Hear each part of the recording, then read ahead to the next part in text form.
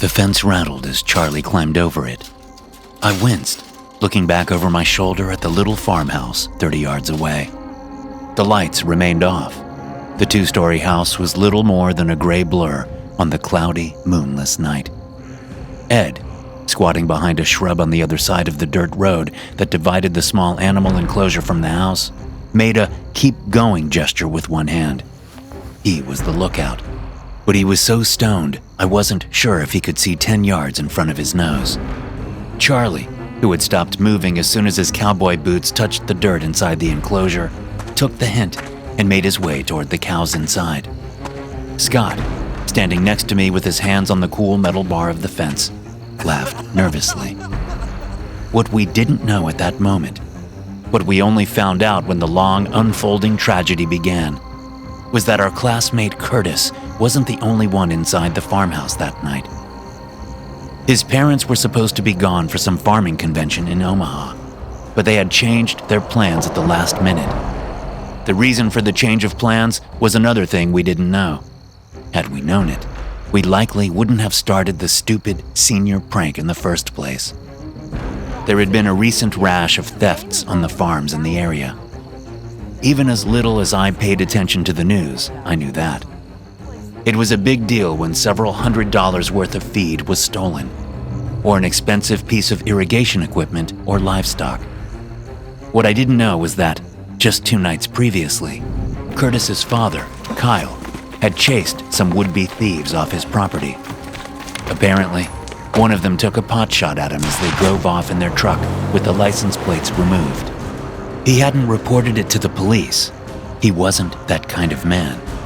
Instead, he'd made Curtis swear not to tell anyone about it, sure that the thieves would return one day. And when they did, he would be ready. We lived in a state where castle doctrine was the law of the land. Curtis's father, Kyle, thought he could claim self-defense after shooting one or more of the thieves. So as Charlie moved toward the 4 cows currently in the corral, Kyle was inside, barely asleep, a rifle propped by his bedroom door. The idea was that we would take 1 cow and put it inside the high school as our senior prank. But we would get the cow back to Curtis well before his parents came home, and they would be none the wiser. That was the plan, but it didn't work out that way. As the newcomer to the group, I had been pressured into the prank. I had only moved to town at the beginning of the school year after my mother had been arrested for selling meth. My dad had been out of the picture since my first year on this earth. Now, I lived with an aunt and uncle who clearly didn't want me. I went to a small high school in a town where xenophobia was a favorite pastime. Even a blonde-haired, green-eyed farm boy like me was treated with blatant disrespect or callous disregard. I was from away, so I didn't belong, and I never would. This was something I was used to, though. I had never belonged. I'd always felt like a dangerous weed in a field of delicate crops. And although I thought this cow prank wasn't the best idea, I was excited to be a part of it. I didn't think I would ever be truly accepted, but this was a start. Maybe I could forge new friends with these guys. Maybe they could be the brothers I never had. I watched with excited interest as Charlie approached the cows, bringing a halter out of a back pocket. One animal mooed loudly in defiance and hurried away from him. I glanced over my shoulder at the house, seeing that the lights were still off. Scott snickered again. "Shh," I said, stifling my own laughter. Had we known that Curtis's father was home, our decision to wear dark clothes and ski masks would have been truly insane. But since we thought Curtis was the only one home, we figured the get-ups might strike some fear into him if he woke up and found us out here. Then we could pull off our masks after giving him a good scare. We would all have a laugh about it. Charlie, holding out the halter, darted after a cow while Scott and I watched, snickering softly. Out on the road, our buddy Roger sat in the front seat of his pickup with an enclosed livestock trailer attached, waiting. You couldn't see the truck from where we were, because there was a line of trees in the way. Looking back on what happened next, I can only think that there's one explanation. Curtis's dad, Kyle, heard that first distraught move, got out of bed, grabbed his rifle, and went out the back door. He must have circled around the house, because none of us were aware of his presence until he fired the rifle. The sound of the gunshot made my entire body stiffen and then go loose in almost the same instant. Confusion and panic came rushing into my mind, making it impossible for me to make a decision. In the animal corral, Charlie fell like he'd been knocked out. I stared at his body, a strange sensation ballooning in my chest as one cow stomped on him in its hurry to get far from the source of the loud noise. That sensation frightened me more than the sight of Charlie's body, but I dismissed it as shock. "Run!" Ed said as he bolted toward the door. "He shot Charlie," Scott whispered from next to me. Finally, I looked over and saw Kyle behind a tree next to the house, taking aim at us with a rifle. He was shirtless, only wearing a pair of jeans and cowboy boots. I grabbed Scott and pulled him away from the corral fence as the man fired a second time. We bolted toward the road and the swath of trees that could provide cover. "Don't run in a straight line," I said, turning right and running a few steps before turning left, trying to keep my head low the whole time. Up ahead, Ed burst into the trees. Another gunshot sounded, and I ducked as I ran. Distantly, I heard the rev of an engine, and I knew it was Roger driving off, leaving us behind because he was too scared to wait for us. Still, I hoped it wasn't true. "Don't you do it, Roger, you chicken shit," I thought. But there was a certain mad glee to that inner voice. Was I enjoying this? Scott and I moved into the trees about 10 yards apart. "Guys!" Ed said from nearby, waving at us. "Over here!" We rushed over and crouched, peering back toward the farmhouse. I couldn't see Kyle anywhere, but it was difficult to see through the foliage. "Roger left," Ed said. "He fucking drove off." "Is Charlie really shot?" Scott asked. "He didn't just trip and fall?" Neither Ed nor I answered.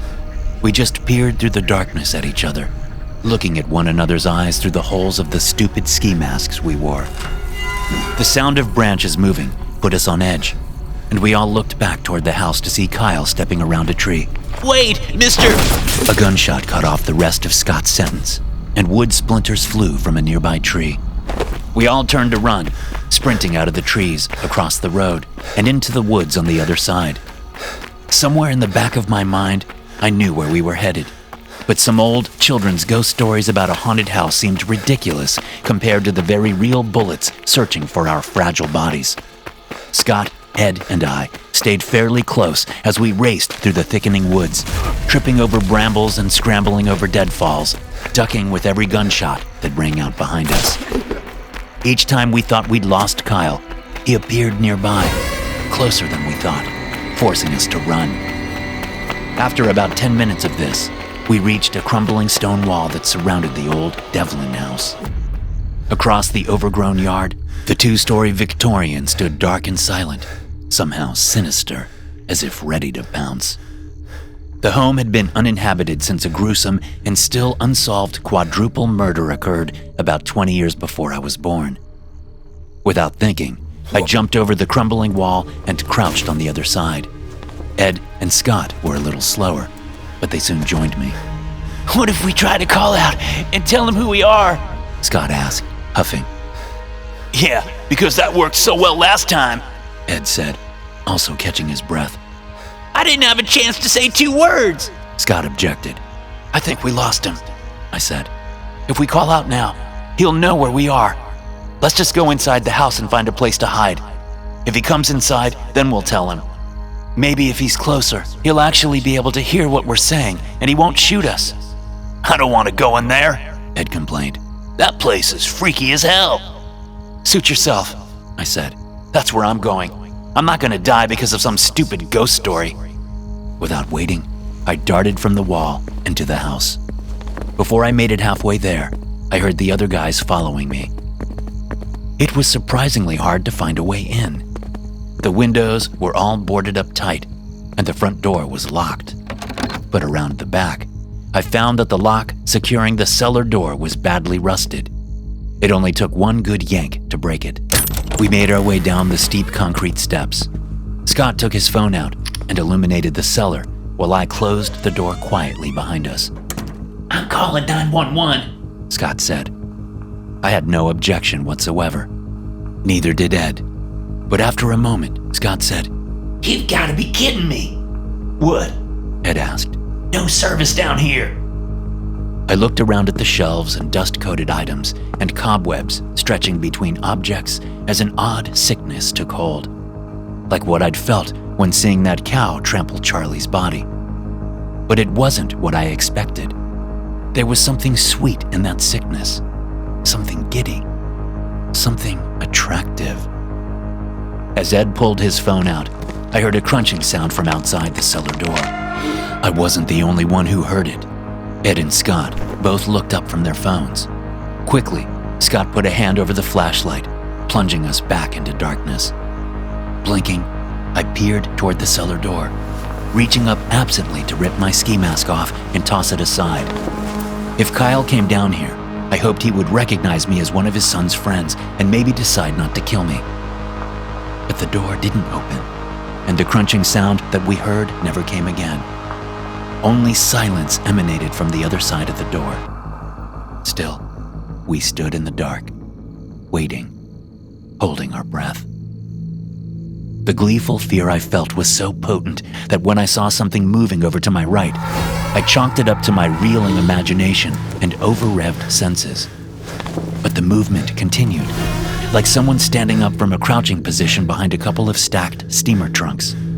I shifted my eyes away from the door and looked into the dark corner, seeing that someone was over there, and they were wearing the ski mask I had tossed aside. But something was off about them. The shape of their head was odd, and the mask bulged in strange areas.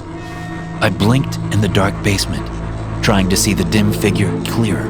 My lizard brain was still unsure whether this was fantasy or reality. Two eyes snapped open, flooding the room with sickly gray-blue light. In that illumination, I could make out the figure. It was an old woman, saggy white skin like unfired clay, naked body covered with hideous gashes and stab wounds that all leaked profusely. She looked directly at me and opened her arms, as if expecting a hug. A screeching cry escaped my throat as I turned and ran back up the stairs, pushing against the cellar door. But I couldn't get it open. It was locked or obstructed from the outside. Fear plucking my nerves like banjo strings, I turned around and ran toward a stairwell I'd seen earlier, one that led up into the house. "What is it?" Scott hissed, shining his flashlight around again. I didn't answer and ran up the stairs, thankful to have the light from Scott's phone. "Mike," Ed said, trying to calm me down. I burst through the basement door and into a small pantry. Behind me, Ed and Scott raced up the stairs. Outside the pantry, I found myself in a kitchen that had been modern in the 50s. I turned and headed to where I assumed the back door would be, as Ed and Scott caught up with me. "Dude, what the hell was that?" Ed asked. I turned the corner and stepped into an empty dining room with a set of double doors that I assumed led outside. They were boarded up, so I couldn't see. "You didn't see that woman?" I asked, half turning and looking over my friend's shoulders. "What woman? I didn't see anyone," Scott said. "Me neither," Ed said, taking his ski mask off. "I swear I saw someone down there. I swear." The sound of an old, squeaky hinge screaming stopped my words and sent a tendril of ice up my spine. Ed and Scott peered beyond me, toward the double doors. Slowly, I turned my head that way and saw a shirtless man standing in one now open doorway. It was Kyle, and he was pointing his rifle at us. As he stepped forward, his eyes went from killer cold to head injury confused. He peered at us from behind his rifle for a few long moments before he said, "You're the ones trying to steal my shit." "It's not like that, Mr. Bishop," Ed said. "It was a prank. We were just doing a prank. We only thought Curtis was home." Kyle Bishop lowered the rifle, his face falling and his eyes diverting to the floor. "Who did I shoot back there? Who was in my corral?" None of us answered. Ed swallowed. The noise loud in the empty room. Who was it, goddammit? Kyle shouted. I swore I heard a child crying somewhere in the house, but it was gone as the faint echoes of Kyle's voice faded to nothing. It was Charlie, Mr. Bishop, Ed said. Charlie Dunlap. Jesus and Mary, Kyle said. this isn't happening. A thud so loud and forceful, it shook plaster dust from the ceiling from the second floor. Everyone looked up. Who else is here? Kyle Bishop asked. No one that we know of, Ed said. I saw an old woman downstairs, I said in a whisper. A woman? Kyle asked. What woman? I shook my head. I don't know. She was hurt though. She was hurt bad. We didn't see her, Ed said, as if to distance himself from my crazy talk. Kyle Bishop swallowed, his throat clicking loudly. We shouldn't be here. Let's go, boys. My wife has already called the police. I'm sure they'll be at my house soon. We need to get back and deal with this mess. Bishop turned and stepped toward the same door he'd come through. But before he reached it, the door swung shut on its own, crashing back into the frame. Bishop froze for a moment before looking over his shoulder at us. Without saying a word, he moved over to the door and turned the handle, but the door wouldn't open. He adjusted and tried again, his thick back muscles working, but it still wouldn't open. I looked at Scott, who'd finally taken his ski mask off, and I saw the fear in his eyes. Come here and help me, Bishop said. Ed did as Bishop asked, trying to get the door open. Scott shined his light around the space. You didn't really see her downstairs? I asked. I didn't see anyone but us, Scott said. Let's try the front, Bishop said, moving between Scott and I. The three of us followed him back into the kitchen and down a hallway to the front door. Bishop turned the deadbolt, grabbed the knob, and pulled. Nothing happened. Another massive thump sounded from upstairs. If this is some kind of prank, it needs to stop now, Bishop said, setting his rifle down to use both hands on the door. It's not a prank, Mr. Bishop, Ed said. Scott shined his light up the wooden staircase. I fixed my gaze on the top of it, expecting something even more grotesque and impossible than the woman from the cellar. The stories came rushing back to me. One of my first experiences in the new town was when a group of other high school boys invited me out with them under the guise of drinking some beers. They brought me to this house and told me the stories, trying to get me to venture into the place. The first story I heard started with the man who'd built it way out here in the woods, Orlin Devlin. According to the tales, he had never been quite right in the head, and when he moved his aging mother here, along with his wife and their 2 children, things seemed to get worse. Some people accused Devlin's mother of being a witch. Others said it was his wife who practiced the dark arts in an attempt to cure Devlin of his mental illness. Whatever the cause, it seemed that Orlin only grew worse, until, one day, he snapped. Reportedly, the local constable came out to check on them after the grocer said they hadn't ordered any food in a month. He found the entire family slaughtered, body parts strewn around. One child's limbless torso hung from rafters in the attic, while the other child lay nearby, stomach ripped open and intestines spilling out. Orlin himself was found naked and halfway in the fireplace, the top half of his body burned to a crisp, as if he'd built a raging fire and thrown himself into it. The streaks on the hearth seemed to support this notion. It appeared to the constable that Orlin had been kicking his feet while he burned, not trying to get out of the fire, but to push himself further into it. The house sat empty for nearly a decade after that. The next family to move in, the Garretts, fared no better. But there was a big difference between the cases. Whereas the constable surmised that Orlin had killed his family and then himself, the killer of the Garretts remained a mystery. Mr. Garrett had been found with his head completely removed. The other family members, all 3 of them, had been killed in similarly gruesome manners. The killings were such that it would have been impossible for any of them to have done it to themselves. Yet, there had been no evidence of another party in the house. Likely suspects were rounded up, but one by one, they were alibied out. The case remained cold. Of course, I hadn't believed these stories to be true, and I hadn't been curious enough to look them up. I figured they were urban legends. Fun, but ultimately harmless. True or not, I had stood fast against the cajoling and peer pressure of the guys who'd brought me here. Even back then, when I was so desperate to fit in, something told me to stay out of the house. After I had ruined their fun, those guys took off, leaving me to walk home. But something strange happened as I trudged away from the house that autumn night last year. I could have sworn I'd heard someone calling my name from the dark Victorian.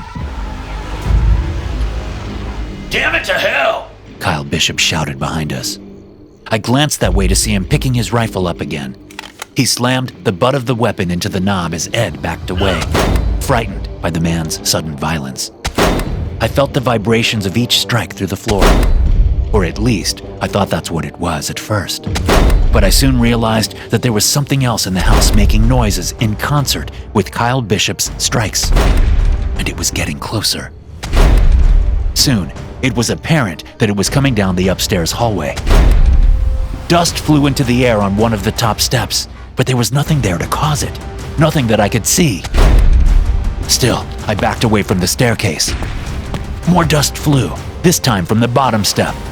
Wild, screaming laughter echoed in my head, but I barely recognized it as my own inner voice. My stiff legs took me back, away from the staircase, away from the front door. Ed yelled for Mr. Bishop to stop, but the man ignored him. Scott was following the progress of the invisible entity with his phone's flashlight, but he, too, had moved out of the path between the stairs and the door. Got it! Kyle Bishop said, reaching into the hole left by the fallen doorknob and pulling the door open. The air outside seemed as stagnant as the air inside. There was no breeze, no crickets chirped, no nightbirds sang. And as the still shirtless Kyle Bishop stepped 1 foot over the threshold, he jerked his head up and back. His spine lengthened, and he dropped his rifle to the floor. He stood frozen in that position for a moment before his skin started to tear. At first, I didn't realize what was happening. The wet ripping sound made my stomach churn, but I didn't know why. Not until Scott shined his flashlight on the doorway. Lit from the back like he was, the first thing I noticed was the blood splattering the wooden porch boards in front of him. Then, his arms came jerkingly up to his sides, creating a T with his body. He seemed to vibrate and shiver as the skin ripped down the front of him and folded itself away from his body, reaching out toward the sides of the open doorway. Growing up in the country, I was no stranger to the process of skinning an animal, but this was something entirely different. His pants ripped and fell as the skin of his legs tore down the front and then stretched out. It took me a long moment to realize what the purpose of this was. I didn't put it together until the muscle started coming off his bone, the connective tissue sounding like beef jerky ripping apart as it separated. The muscles and skin fused together to form a grisly door. But more importantly, it was a message to the rest of us, a warning about what would happen if we tried to leave. As all went quiet in the house, except for the sound of blood dripping from the newly formed door, Ed turned away and vomited onto the dusty wooden floor. Scott only stood paralyzed, phone flashlight still fixed on the human door. I was shocked, once again, to find that this gruesome violence had little effect on me. My stomach felt tense and tight, but it wasn't an entirely unpleasant feeling. Once again, after I'd seen Charlie get shot, I chalked it up to numbing shock. I thought it would only take time for the reality of the situation to dawn on me, at which point I would be inconsolable. But the fear was still there, battering my insides like a hurricane making landfall on an unprepared village. Are you guys okay? I asked. No, Ed said. Scott didn't answer. He was still fixated on the gory door. I moved over in front of my friend, blocking his view. Hey Scott, why don't you try calling 911 again? Eyes glazed, Scott looked at me, but I could tell he wasn't seeing me. We need to get out of here. The cellar, Ed said, coming over. That's how we got in. Maybe we can get out that way. Did you not just see what happened? I asked. Something doesn't want us to leave. Maybe it was just him, Ed said. Maybe it just wanted him, and now that it killed him, we can leave. Do you want to be the one to try it? I asked. Ed answered the question with silence. What are we talking about here? Scott asked in an emotionless tone. What's happening? Check your phone, Ed, I said. What about yours? I left mine in the truck. Ed pulled his phone out. No service. Try calling anyway. You should be able to make emergency calls without service. Ed tried, but nothing happened. The call wouldn't go through. Scott, try yours, I said. After a moment, Ed snatched Scott's phone away, muttering, Fucking useless. But he had no luck with that phone either. Mr. Bishop said his wife called the police, Ed said.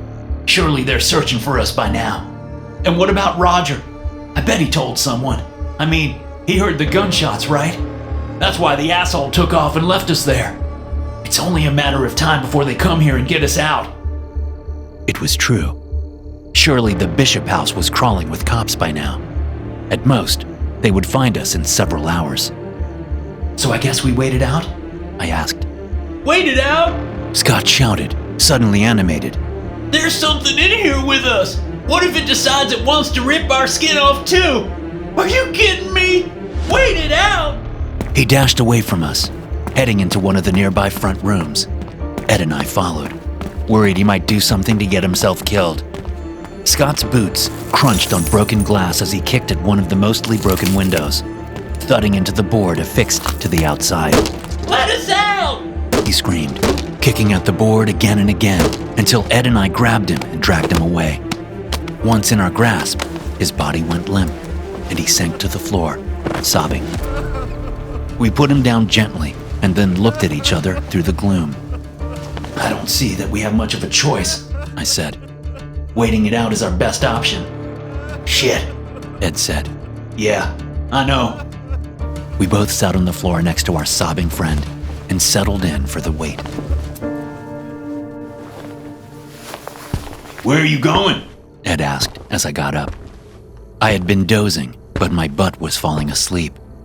See if I can find some blankets or something for us to lie on, I whispered. Scott was curled up on his side, clearly asleep. But Ed and I had been mostly awake. What time is it? I asked. Ed pulled out a phone. What the hell? He said. This can't be right. It says it's nearly 4 a.m. I frowned. We'd gotten to Curtis's house to borrow the cow shortly before midnight. No way it had been 4 hours. I guess we dozed off, I said.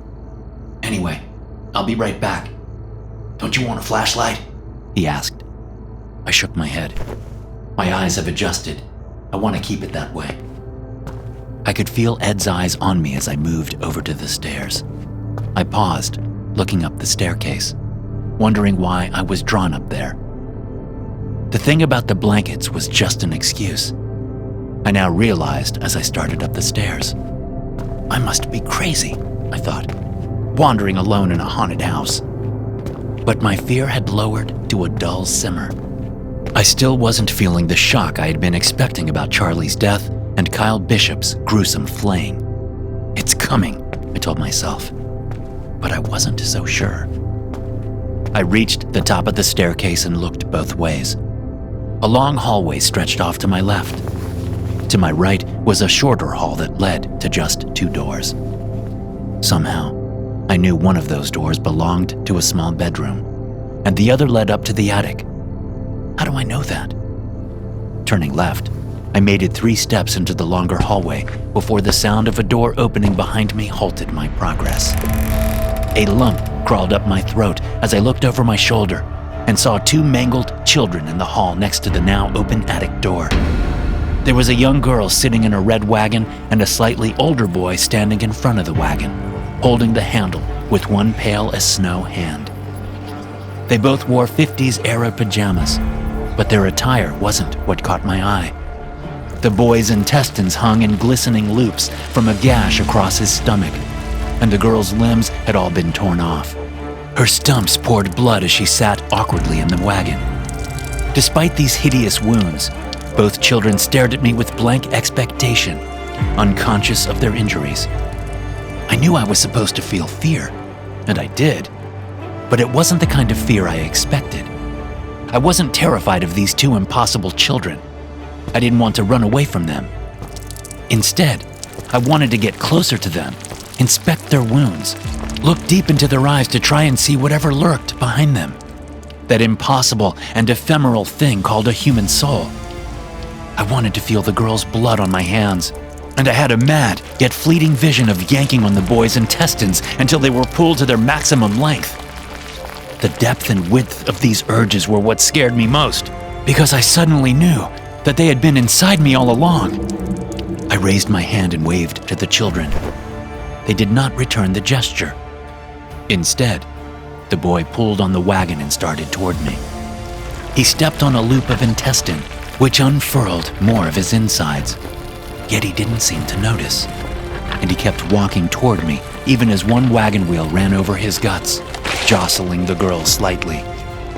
Turning back, I headed down the hallway to the master bedroom at the end, already knowing what I would find there, knowing that, in a great sense, I had found home. Mike? Ed called from downstairs, sounding distraught. Mike, you okay? I stood near the top of the stairs, pressed up against the wall where he couldn't see me. There was a way out of the house. There was a way out, and I knew what it was. Mike? Ed said. I heard the bottom stair creak as he stepped onto it. Glancing to my left, I saw them all gathered in the hallway. The mangled children, the dismembered women, the decapitated man, and the one who started it all, Orland Devlin himself. His skin was still smoldered, horrific burns distorting his features. But amid the bubbling mess that was his face sat a Cheshire cat grin, teeth white as the driven snow. Of course, saying that Orland started it all was kind of like saying Adam and Eve started it all. In a sense, they did. But who started them? Orland Devlin's mother was not in the hallway with the rest of them. She was much closer. She was the one who told me about the way out of the house. Although I hadn't seen her in the literal sense once I'd left the cellar, I knew she was still wearing my ski mask.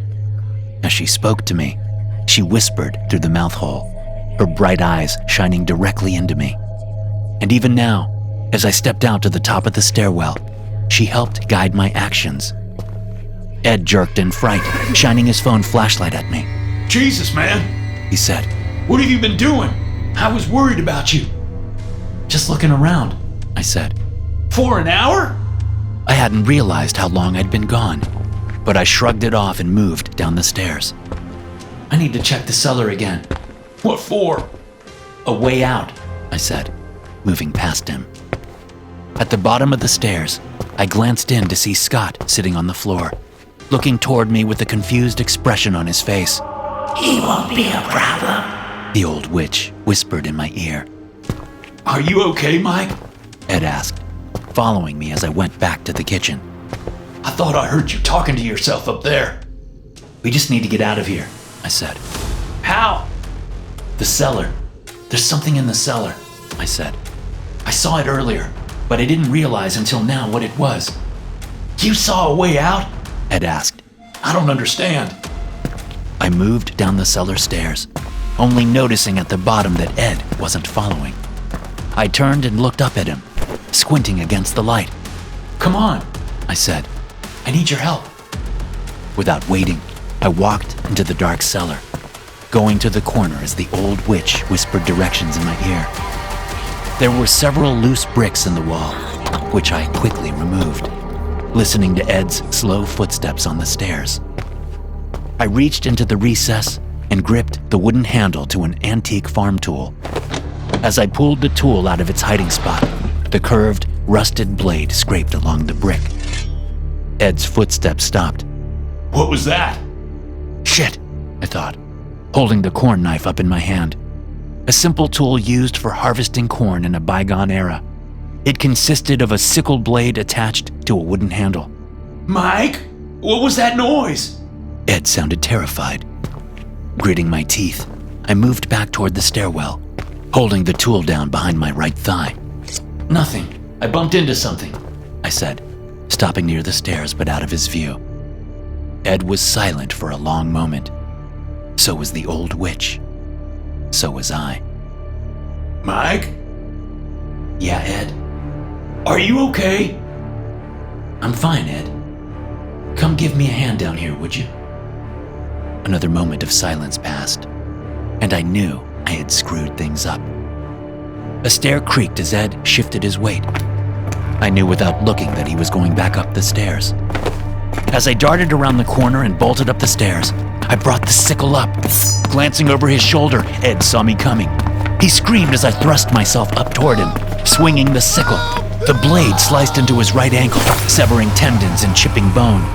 Ed fell onto the stairs, his phone tumbling out of his hand and falling on a step between us. Get him down there! The old witch screamed in my ear. Still screeching in pain, Ed managed to kick me in the chest with his left foot. I tumbled back down the stairs, smacking my head. Ignoring the pain, I got to my feet and ran back up the stairs, getting to Ed as he crawled along the kitchen floor, shouting for Scott to help. I slammed the tip of the sickle into his lower back, prompting another tortured scream. I pulled on the farming tool, slicing through flesh until I felt the tip catch on bone. As Ed clawed at the floor, I dragged him back to the stairs, finally wrenching the sickle out and then shoving him down. He tumbled down to the cellar floor, leaving blood splatters all over the stairs. The old witch whispered in my ear some more as I made my way down toward Ed. He struggled, groaning and crawling across the floor. I walked past him as he whimpered. Why are you doing this? I reached into the hole where I'd gotten the corn sickle and felt around to the right until I found what felt at first like a bowl. But as I pulled it out, I saw that it was the top part of a human skull. I heard footsteps from overhead as I moved back over to Ed. Scott called out, asking where we were. The old witch whispered furiously in my ear, urging me to hurry. As I came to Ed, he reached out and grabbed my ankle. Mike, what's wrong with you? He asked, looking up, his face a mask of pain. I swung the sickle down as hard as I could, severing his hand. His mouth opened as he looked at his injury, but no sound came out. I knelt, setting the sickle down and grabbing his wrist just below the bloody nub. I positioned the inverted skull piece at the injury and let it fill up with blood until the old witch told me to stop. Then I raised it to my lips and drank. The thick, hot liquid coated my throat and filled my stomach. Gasping, I took the empty skull away from my lips. I could feel them getting closer. They were no longer just gruesome images standing together in the upstairs hallway. It was as though they were standing in the cellar with me, standing beside me, like the family I never had. But I still wasn't done. Mother told me what to do next, and I had to do it while Ed was still alive. Hurry! Mother said. The other one is coming. You must be ready for him. Ed was losing consciousness, and he fought feebly as I flipped him over. Switching the bowl for the sickle, I knelt to get to work. But I soon realized that the sickle wasn't the tool for the job. It wasn't delicate enough. So instead of extracting his eyes with the metal tool, I decided to use my fingers. Ed screamed as I popped the first eye out with my thumb, but it was all he could muster. I batted his one remaining hand away easily, but the optic nerve was still attached. To save time, I leaned down toward his face, popped the dangling eyeball in my mouth, and used my teeth to sever the nerve. After that, it was only a matter of chewing and ingesting the eyeball, which popped between my teeth like a tough, hot grape. By the time I finished with the other eye, I could hear Scott at the top of the cellar stairs. Ed was no longer moving.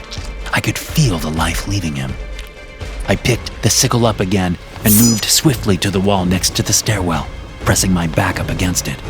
Guys, Scott called. what happened? Ed? Mike?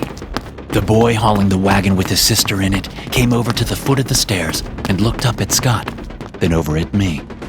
The others came forward as well, stepping close to see the kill, living vicariously through me. Scott came down slowly, calling out on every other step. bawling like a little baby. I stood, waiting, looking at all the mangled members of my new family.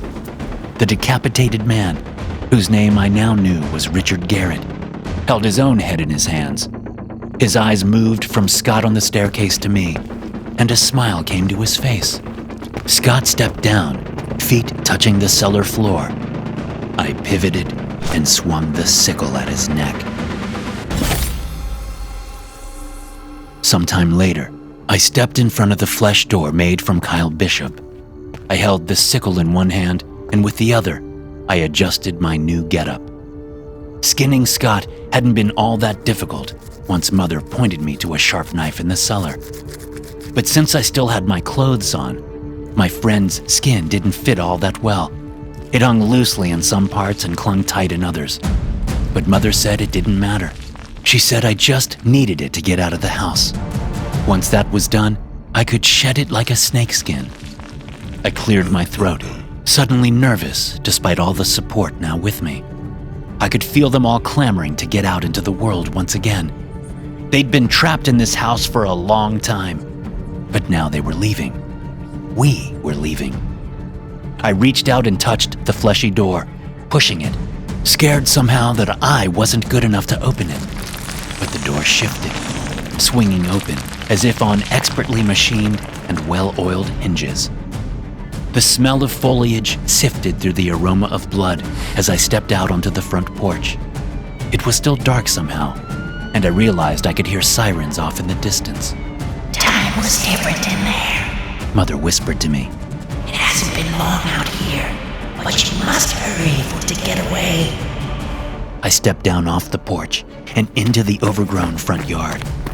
The dirt driveway was so choked with weeds that I could hardly see it, but I followed it easily. At the end of the driveway, I took Scott's skin off and threw it in a nearby ditch. Then I moved down the road toward the nearest house. It was far enough away from Curtis's that they might not have heard the gunshots from earlier. At least, not clearly enough to cause them concern. As I made my way up to the house, I realized I could see through the walls, in a sense. I could see the three people in there as spots of hazy, bright light amid the inert darkness of their surroundings. They were all asleep in their beds, 2 adults and 1 early teen child. The eyes, Mother whispered. You can see differently now because of the eyes. I tongued a piece of eye jelly out of a gap in my molars as I got used to my new way of seeing the world. 2 cars sat parked in the front yard. I would need the keys to one of them. It wasn't hard to find an unlocked window. Those now with me helped. They had all sorts of useful information for me, and I reveled in their glee. They were free, and they had me to thank. But I was free too. I had never imagined I could be so free.